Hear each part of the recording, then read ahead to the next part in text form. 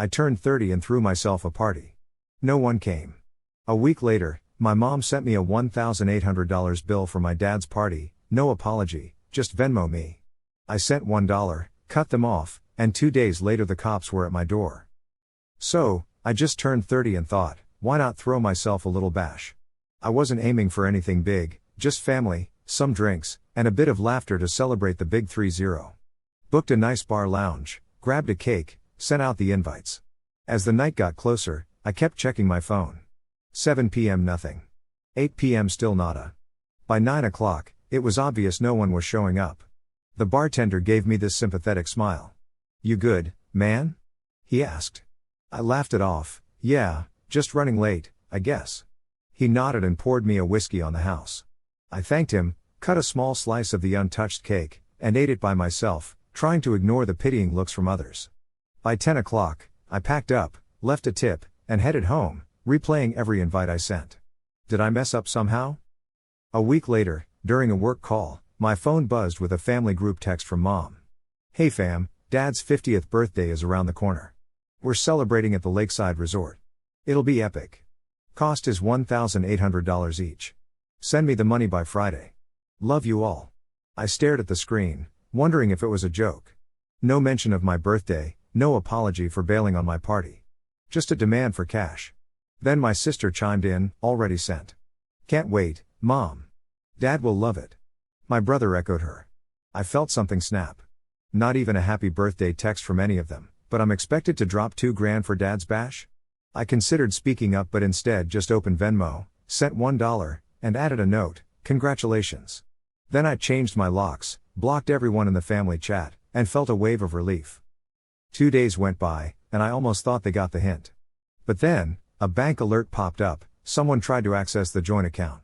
I laughed because of course. I closed it and moved the rest to a private account. My sister tried calling from another number. Ignored it. On the third night, just as I was about to dive into a movie, there was a loud knock. Peeking through the peephole, I saw 2 cops. I opened up cautiously. "Can I help you?" The taller one said, "We got a report of a missing person." "Are you Tim Blake?" I was confused. "Yeah, but I'm not missing." The shorter officer checked his notes. "Your family reported you missing. Haven't heard from you, so they're worried." I laughed, but it sounded bitter. "Did they mention I blocked them?" The officers exchanged a look. "Mind explaining why?" I sighed. "They've been trying to dip into my accounts. I blocked them for peace of mind." The shorter officer raised an eyebrow. "So, you're okay? Just avoiding them?" "Exactly," I said firmly. "Not missing, just done." They asked if I'd call my family to say I'm fine, but I shook my head. "If they keep bothering me, I'll get a restraining order." The officers nodded, relieved they weren't dealing with a crisis. "Understood. Let us know if things get worse." As they left, I felt a small victory until one turned back. "Mr. Blake, if your family can't reach you, they might escalate this."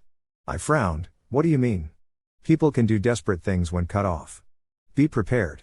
They left, and I stood there, realizing this wasn't over, it was just starting. I sat with my phone for 2 days. Silence. Thought they got it, but then my phone buzzed from unknown numbers. Ignored them. Text came through, "How could you do this? Your father's devastated." I tossed the phone aside. They were guilt-tripping me, same old story. But I was over it. Then came a loud knock. Through the peephole, Mom. Her face was tight with anger. I opened the door just a crack. "Go home." "Oh, now you're hiding?" She snapped. "Your father thinks you've lost it." "I'm perfectly fine," I replied coolly. "Just done being your bank account." "Bank account? We're your family, Tim." I tried to shut the door, but she was determined to bust in. "You never turn your back on family," she insisted, her hand gripping the doorframe. I stood my ground and shook my head. "I'm not turning my back, I just stopped funding your lifestyle. There's a difference." Her eyes went all wide and fiery. "So this is just about the money? After everything we've done for you?" she asked, like being dramatic was her superpower. I couldn't help but laugh. "Oh, everything you've done? You mean like those endless guilt trips and constant demands for cash? Funny how you can't remember to text me on my birthday, but asking for a couple grand for Dad's party was a breeze." She snapped, "That was different. Your father deserves a celebration. He's done so much for you." I cocked my head, playing along. "Done so much? Like dismissing me every time I shared good news or ghosting me when I needed support? Or maybe it's how you always spent my money without a second thought. Watch your mouth, she hissed, gripping the door tighter. You're not too old for me too. To what? Guilt me? Manipulate me? Those old tricks don't work anymore, I cut in. Just then, a car drove up, and Dad stepped out, wearing his usual disappointed dad look. What are you doing, Tim? Why are you acting like this? His voice was low but layered with fake disappointment. I'm acting like someone who's had enough of being used, I replied. That's when his calm mask slipped. You're making this all about money, he shouted. Family is about sacrifice and support. I just shook my head. No, family is about respect. And that's what you've never given me. Mom laughed, but it was a bitter, almost mocking sound. We've done everything for you, and this is how you repay us? She asked. Everything? Like having me pay for your house, your vacations, Sarah's wedding, Ethan's college?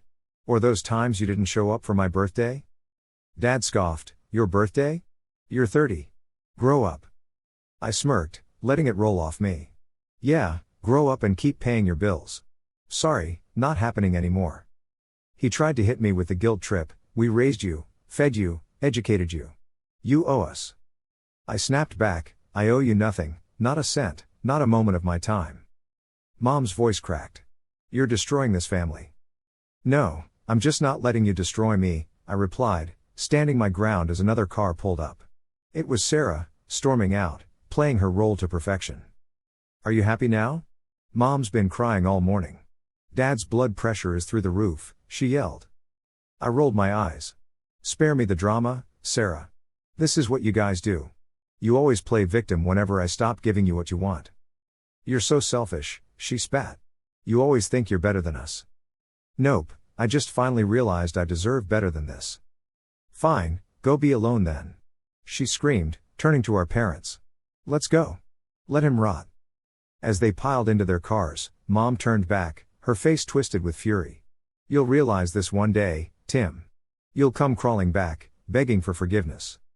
I just smiled. Don't hold your breath. They sped off, tires screeching, leaving a heavy silence that felt surprisingly refreshing. I leaned against the door, heart pounding and phone buzzed. I almost ignored it until I saw the alert, unauthorized login attempt on my bank account. My heart skipped a beat. They were trying to hack my account. Another notification, password reset request received. I immediately grabbed my phone, opened my banking app, and double-checked everything. Locked every account, set up two-factor authentication, the whole 9 yards. Then, I took it further.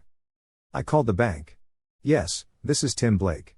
I need to secure any joint accounts with my family's names. Mr. Blake, are you certain? This will restrict their access entirely. I'm counting on it, I replied, not hesitating. Next call was to the mortgage company, another favor they'd begged me for. I need to freeze any changes to the mortgage account under my name, I instructed. Understood, sir. But this may prevent payments from being made. Good, I said, hanging up as my phone buzzed again, unknown number. I let it go to voicemail, but then the messages rolled in. Tim, what are you doing?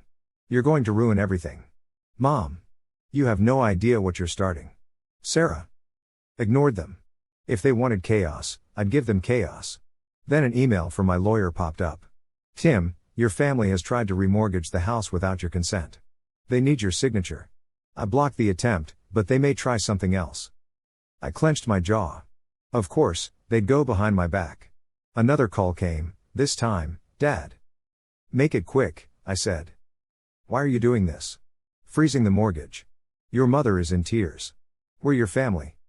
No, I was your bank account, and that's over now. This is ridiculous. You're hurting everyone. I'm protecting myself. I saw the remortgage attempt. I know what you're trying to do. Silence. Then a sigh. We're trying to fix things, Tim. You're the one making it impossible. I ended the call, feeling a mix of relief and resolve. I wasn't going to let them walk all over me anymore. Why not just grab everything while you still can? You're such a drag. I hung up the phone, my hands shaking, not because I was scared, but because I was fuming. They really thought they could keep using me, bleeding me dry, and then just toss me aside like yesterday's news. Well, guess what? Not anymore. I picked up the phone and dialed my lawyer. John, I want to sell my share of the house ASAP. This would put them in a tight spot, they'd have to either buy me out or sell the whole thing. Within an hour, John had sent over the paperwork. The message was crystal clear: pay me my share or kiss the house goodbye. Then, another message popped up on my phone. You really want to do this, Tim? Sarah's going to wreck everything. Mom's been crying all day.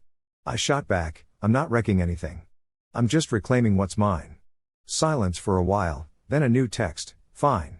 You want a war? You got it. I couldn't help but laugh. They were so sure they could scare me, but I had more ammo. I jumped onto my email and started drafting a new message. Subject: financial audit, family expenses. Hey John, I need a rundown on everything I've paid for this family over the last 5 years. Mortgage, loans, credit card debt, school fees, you name it. Dates, amounts, all that jazz. They wanted to see what I've done for them? Fine, I'll show them in cold, hard numbers. But I wasn't stopping there. I combed through my texts, screenshots, and bank records, gathering every bit of evidence of their manipulation, their pleas, and their insults. They thought I was weak, that I'd cave. But now they were about to see real desperation. Then came a loud, stubborn knock on my door. I peeked through the peephole to see Sarah and Dad, both looking pretty ticked off. Tim, open up. Dad barked, sounding muffled but mad. Get lost, I barked back. We need to talk, Sarah yelled. You can't do this. I replied, already did. They thought they could ruin me and walk away? You think you're so smart? Dad sneered. Smarter than you thought, I retorted. Now leave before I call the cops. There was silence, a heavy one. Then Sarah's voice, low and sharp: you'll regret this. They stomped off, and I watched them argue all the way to their car. Another text buzzed on my phone: this won't end well for anyone. I just smiled. They had no idea what they'd unleashed. For the first time in years, I was free, no calls, no guilt trips disguised as family support. Silence. I threw myself into work, finally catching up on projects I'd sidelined. I hit the gym again, reconnected with old friends, the ones who stuck around when things got tough. But of course, the quiet didn't last long. My lawyer emailed me. My share of the house sold, but it wasn't that simple. Turns out, the house wasn't entirely theirs, it was wrapped in a mortgage.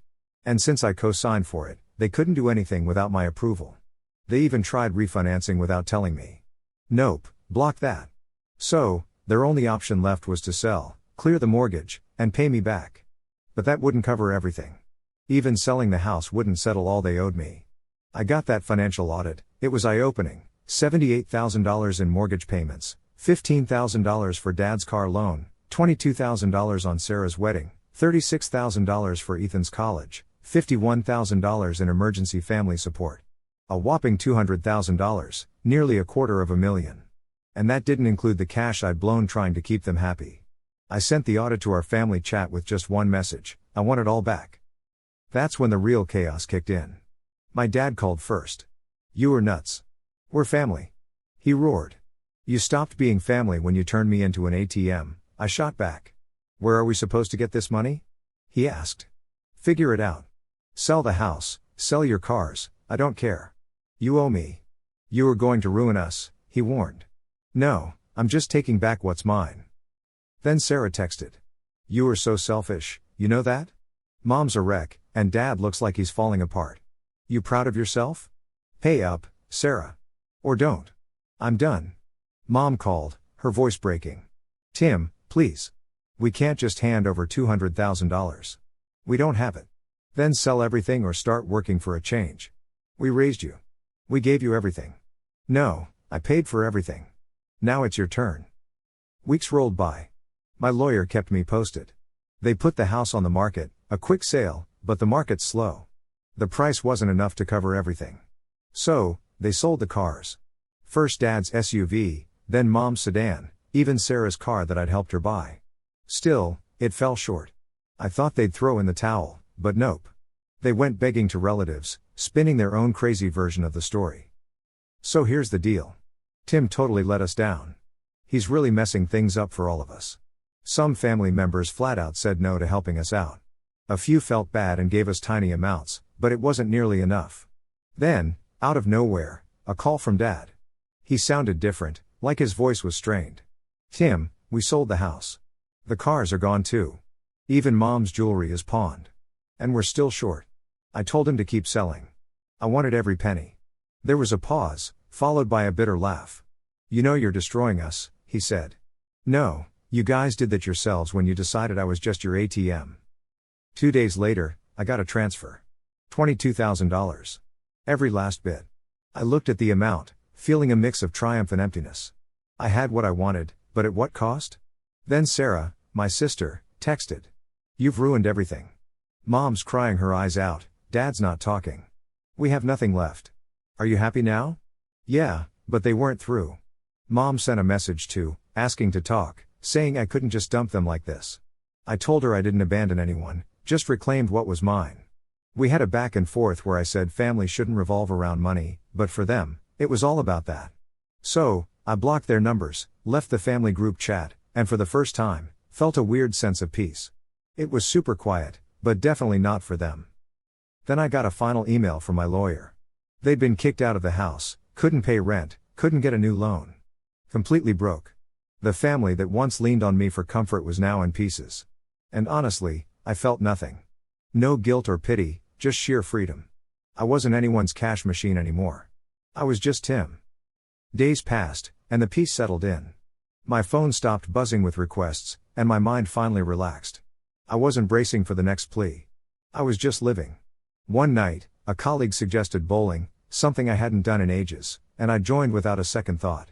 No desperate calls, no guilt trips. Just pure peace. At the alley, I grabbed a bowling ball, familiar and comforting, as neon lights danced around. I lined up, took a shot, and nailed a strike. My coworker laughed, giving me a friendly pat on the back. I smiled, but then I saw him 2 lanes over, my dad. He was older, struggling with a ball that just rolled into the gutter. As he rubbed his face, he looked up and our eyes met. We were both shocked, a little ashamed, and maybe regretful. He walked over slowly, unsure. Tim, didn't expect to see you here, he said. Wasn't sure you'd want to. He nodded to the empty lane next to him. Want to play around? I could have said no, but I didn't.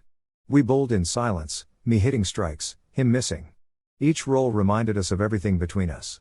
Everything's gone, he mentioned quietly. The house, the cars. Mom's with Sarah. We lost it all. I replied, I knew you'd think I'd always be there, because you used me. He admitted it, his voice breaking, and I'm sorry. I failed you, all of us. I couldn't help a bitter laugh. An apology won't change anything.